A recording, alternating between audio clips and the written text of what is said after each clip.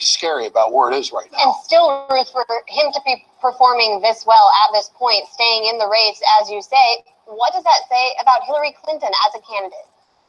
It was not a slam dunk for Hillary Clinton. I mean, there was a big transition from the Democratic primary to the Democratic general election. We talked about that a little bit earlier in the evening with Bernie Sanders voters who are energized and excited. A lot of them people who don't vote every year. Young voters who had never voted before, you know, members of racial minorities who in a presidential year sometimes come out big and in other years sometimes don't. So that was always kind of a question mark.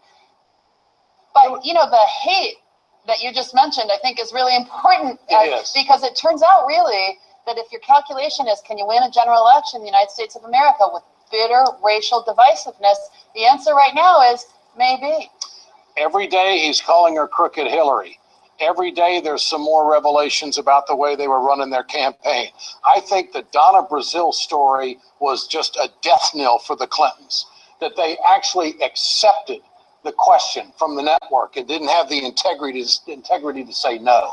I think that hit the pulse of some people. Ian, your thoughts on that? You heard my buddy Schlapp say that the system is rigged, and a lot of Republicans would tend to agree with that, not just in this particular moment of time, but whether it's going back to calling George W. Bush racist because he failed to pass hate crime legislation, whether it's deciding to start a war on women against Mitt Romney because he had binders full of women. Respectfully, when you have Democrats willing to throw the kitchen sink at Republicans, and it's been going on cycle after cycle, at this point, Republicans can see it coming. And so that's part of the appeal of Donald Trump. Here's a guy who's going to stick it in the eye. But let's be fair. The Republicans didn't give Donald Trump much help. There weren't too many endorsements from the Senate or the House. There wasn't a whole lot of money that was coming to Mitt Romney that ended up going to 4 years ago, that ended up going to Donald Trump. If this pulls off tonight, this is a Trump win. It's not a Republican win. Well, if the Republicans manage to keep the Senate, I think that you're going to find a lot of senators in the position of having to thank Donald Trump. I think that he brought out a lot of voters in a state like Wisconsin and Ohio, and for Kelly Ayotte in New Hampshire. Well, that's interesting because some, and I even considered the question of how these candidates may be hurt by Trump. But now that we're seeing this flipped on its head, we're going to start to ask some different questions. Ed, you brought up Donna Brazile, the scandals that hit the Clinton campaign in the last few weeks of this race. We know all of this thanks to WikiLeaks, the Podesta emails that came out. Either of you want to say how much you think that may have contributed to Trump doing well or hurting Hillary? Great question. I think what happened is that there is this false equivalency. And I think Ian just drew one, in fact, talking about the system is rigged. And then you talk about calling Mitt Romney a sexist, and he says he has binders full of women. That's not a rigged system. That's an argument about language and how you talk about women. A rigged system is when you prevent people from voting and when you have no confidence in the integrity of elections. And that doubt that Trump has really played on and that Republicans introduced before him is really toxic to democracy. So that system is rigged, language resonates with people emotionally, but we're talking about a whole bunch of different things that aren't related. Let me push back just for one moment. I agree with what you're saying. Language is important, but what the American people and Democrats especially came to see, and it was right there in the WikiLeaks, and then you see it in the behaviors, that a lot of these candidates have a public position and a private position. So what they're saying in an effort to tie that Obama and motivate that Obama coalition back together, it just isn't believable. Okay. Stay with us. Lots more coming. Let's go to Simone Del Rosario at the board tonight. All right, this is where it gets exciting, folks, because the swing states we've been waiting to hear from, we're starting to get some results. We're going to start with Virginia, where 97% of precincts have reported, and the win goes to Clinton. We're going to see Clinton pick up a little bit of steam here in this race. So she got 1.7 million votes to Trump's 1.648. The last time we checked on Virginia, Trump was just a hair ahead. So she leapfrogged him and took the state for the win. We also have another swing state to give you, and that is Colorado. Another state going to Clinton. 9 electoral votes there, 904,000 votes to Trump's 818. Also in Colorado, the incumbent Senator Michael Bennet, Democrat there, he just won his re-election. Let's go to the full map right now. We can see how all of this is adding up as we see Clinton gain a little bit of steam on Trump's lead here. 131 electoral votes for Clinton, 168 electoral votes for Trump. We want to go to a swing state that we don't have presidential numbers for yet, and that's here in Arizona. But what we do know is that Arizona Senator John McCain has also won his race. So one Democrat in Colorado wins, one Republican in Arizona wins. I want to mention something as we continue to look at these swing states. We called Ohio a little bit earlier. Something that's interesting about Ohio is if Clinton goes ahead and wins this presidency without winning Ohio, which she did not pick up, that would be the third time in U.S. history that a Democrat has won the country without winning that state. Very profound observation there, no question about it. And this just underscores what an unusual political year this is and all of the things that have unfolded. Like any election, this was shaped by events, both home and abroad, politicized by the left, the right, and everyone in between. Here's a moment to look back on the 10 of those issues.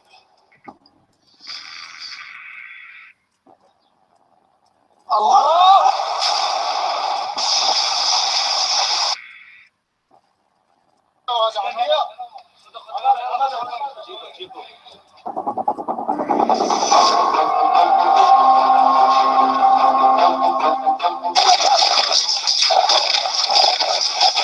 والمنشآت البترولية، المناطق المحررة.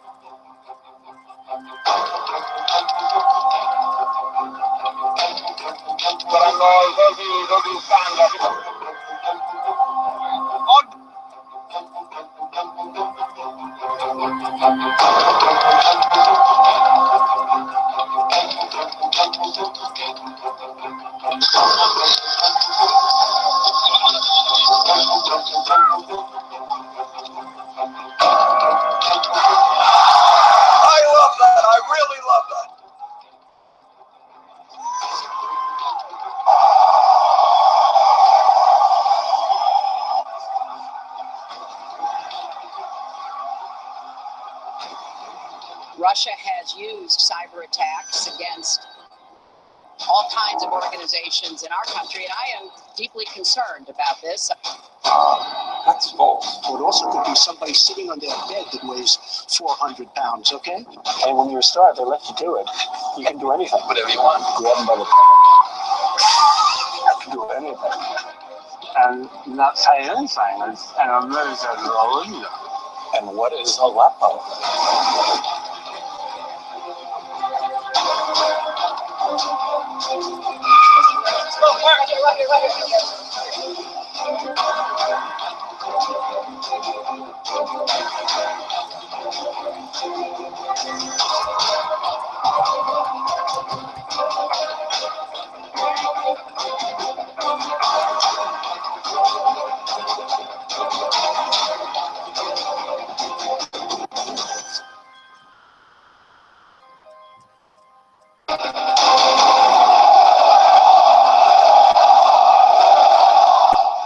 Coverage here on RT America continues tonight.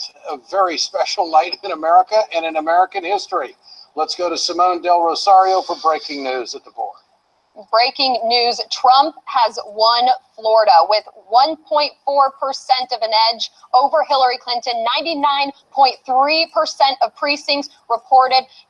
Florida has flipped Trump's way. We're going to take that one red. 29 electoral votes for Trump. That brings him to 197 so far. Clinton up at 131. Remember, magic number here is 270 votes. That's what we're counting for when we continue to flip all of these states, either red or blue. As it sounds right now, Anya, Hillary Clinton, if she wins tonight, will be known as the comeback kid.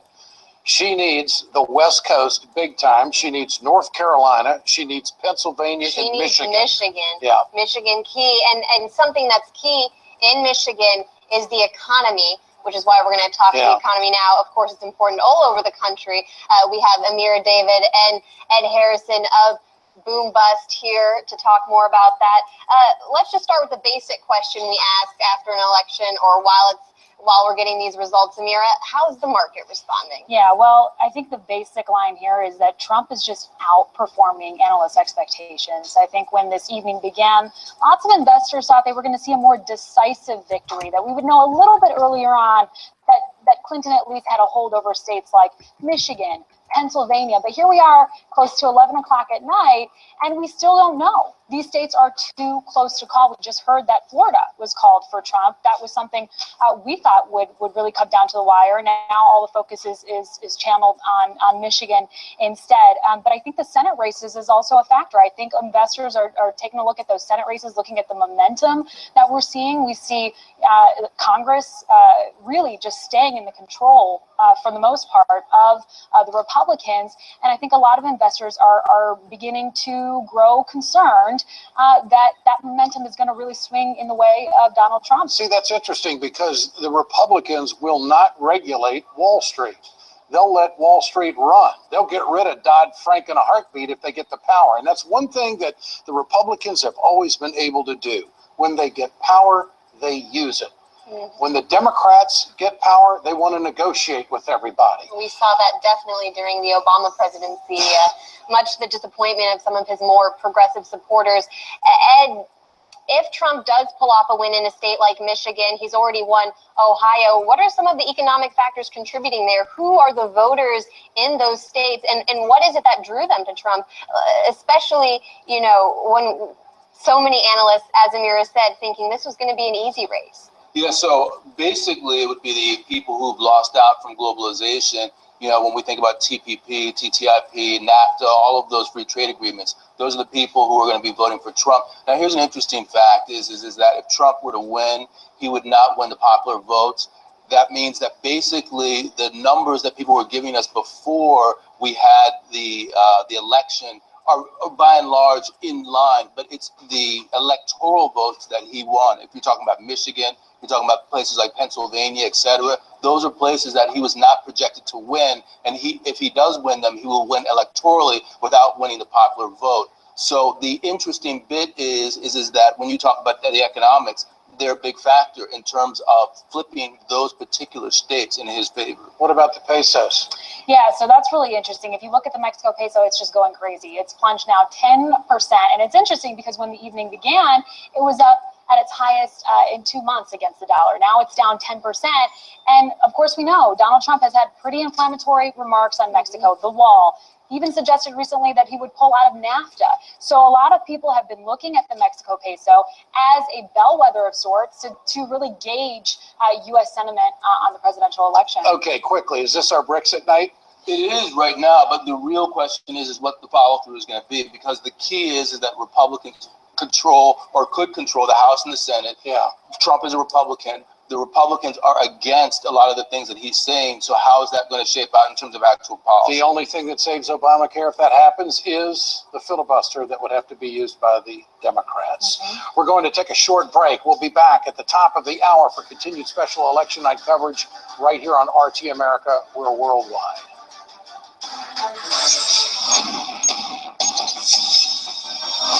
You are watching Election 2016 worldwide on RT. You're watching an RT America special report. Man, it ain't about him. It's about you. It's about me. It's about everybody. Basically, everything that you think you know about civil society have broken down. There's always going to be somebody else, one step ahead of the game. We should not be in the business of normalizing violence. We don't need people that think like this on our planet.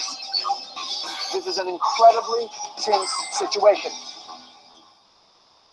On Contact, where neoliberalism is free, where endless wars and insanity, where patriotism is necessity, where truth is not a casualty of war, where socialism is the counterweight to barbarism, where revolt is a moral imperative, where the crimes of empire are slaughtered, where the crimes of Wall Street are theft, where the crimes of state are tyranny. On Contact with Chris Hedges, where I question more. We do stand on the edge of a great new era. What happened to the American century? What happened to America's ideal of progress? It is a time for pathfinders and pioneers. If you're an entrepreneur right now in America, the last thing you want to do is take risks. You'll see that whole streets are just closing down. It's beyond life. Americans are finding themselves in a desperate situation. Here we are, naked in front of the world. It's a real tragedy.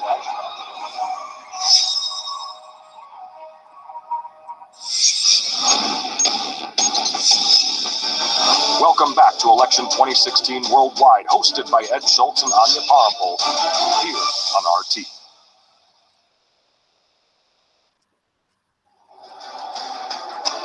Welcome back to our election coverage here tonight. It has been a remarkable evening in American politics.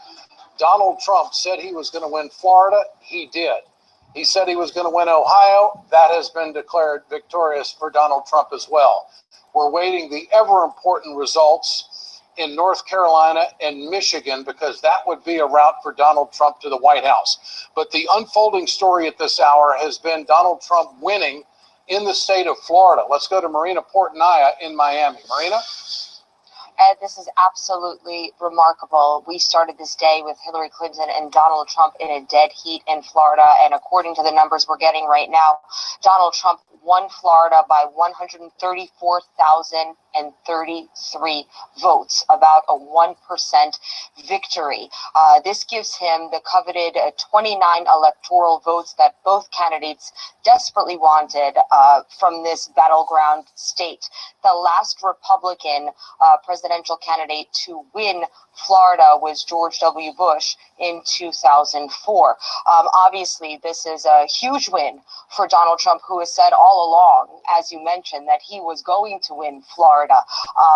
Very few polls predicted that. As a matter of fact, the entire polling industry predicted the absolute opposite of what we're seeing that's taking place in America right now. But this is a huge win for the Trump campaign. And leading up to today, everybody thought that the Hispanic vote, the surge of Hispanic voters in Florida, was going to work in Hillary Clinton's favor, especially given all the remarks that Trump has made about immigrants and building the wall on the border with Mexico that's turned off so many of the Latino voters. But as we see, clearly there are enough supporters of Donald Trump, voters that believe in Donald Trump, at least here in Florida, to have given him this state. It is definitely a big win, no doubt about it. And we just want to caution our viewers, this is a long way from over.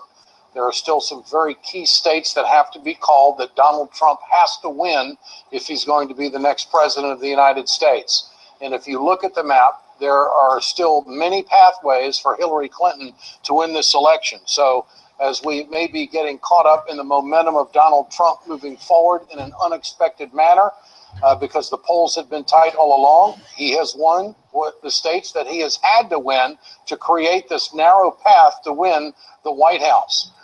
Wisconsin State Senator Lena Taylor is back with us tonight. And Lena, your thoughts on what is unfolding right now, what you're seeing. Is this a moment of almost disbelief for Democrats? It is exactly a moment of disbelief. I have to tell you that I'm completely shocked. I'm shocked about Florida, even though I know that Trump had said he would win. I'm shocked about the numbers in Wisconsin. I'm shocked about the position that Senator Feingold finds himself in. I am shocked with the numbers, with Milwaukee coming in, Dane County not in, all of Milwaukee not in, but a large chunk. I'm hugely shocked at what we are seeing. It's leaving me almost speechless. Is there a chance that Donald Trump could win Wisconsin? It would be extremely unusual, especially since he didn't even win in the primary. None of the Republican establishment supported him. The trifecta of Scott Walker, Paul Ryan, as well as Reince Priebus, all not showing, support on the campaign trail. Even Ron Johnson, Senator Johnson, did not show, support for Donald Trump. So for him to win Wisconsin would be extremely shocking for, I would argue, many of us. But with Milwaukee being one of the major strongholds for Democrat votes, as well as Dane County, with a large portion of Milwaukee's votes being in, it's shocking that Secretary Clinton is not ahead. I've not given up hope that there still is a possibility that she will win. It would be unusual because I don't know the last president actually that won Wisconsin who was not a Democrat. Yeah. Well, eyes are on Wisconsin, not just for the presidential vote. Russ Feingold hoping to win back his Senate seat there. Yeah. How's the hope looking, or how are you feeling about that one right now? I'm going to be honest. The momentum seemed to really be in Russ Feingold's favor. I